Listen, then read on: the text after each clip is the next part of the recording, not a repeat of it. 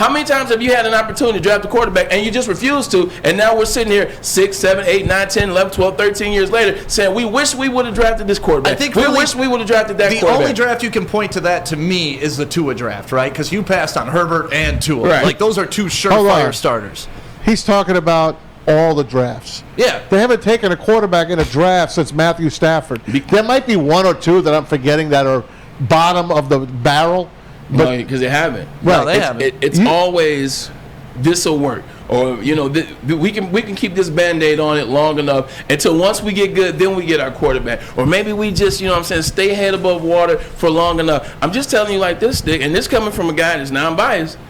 You got to get the quarterback when the quarterback's there. There's some quarterbacks in this draft. You got to get one. You got 5 picks in 65, the top 65. You got a chance to get your quarterback and all those defensive players you need at the same time. Jared Goff's not the guy. Listen, he's a nice guy. He's a great guy. When everything is there and it's working, yeah, it looked great in the first 2 games of the year. Looked really good.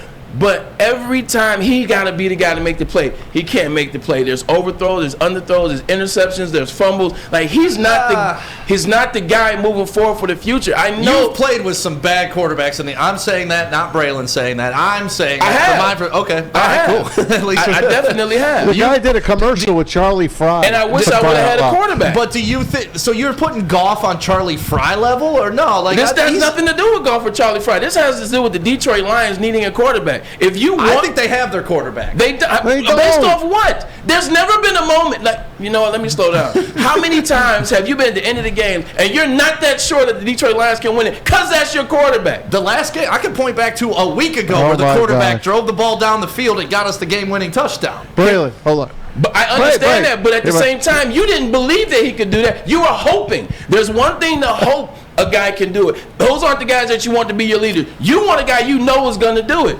Patrick Mahomes, you know he's going to make the play. Josh Allen, you know he's going to make the play. And the list goes on. But we had that guy with Matthew Stafford, right? Wasn't he the guy that could bring us back from being down all the time? And what were the team record then? They were awful. So that, like, to me, it is more about what's around him than the guy taking the ball from center at all times. Because we've had that with Stafford. We had the guy. He didn't do a damn thing. He didn't even get a playoff win. I put it to you like this. I put it to you like this in layman's terms.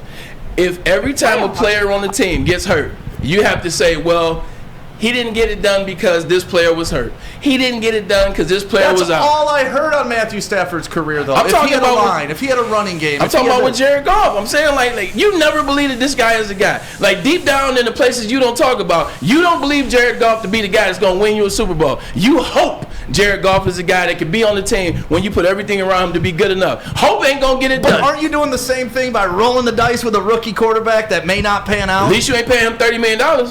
But look what happened with Trey Lance and Jimmy Garoppolo. You want to be stuck in that situation?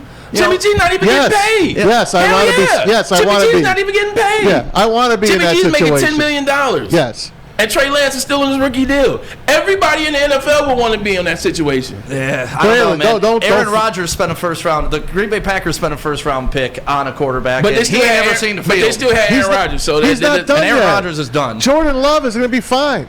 He's going to be fine. I mean, in 40 years? He's going to be a geriatric player getting his first start. Don't get pulled into the stick minutia. I'm not. It's going to be nothing, but you're just going to bang your head on the table. Trust me, I'm not. Jordan Love, Aaron Rodgers didn't start for like 5 years behind Brett Favre. It's going to take time.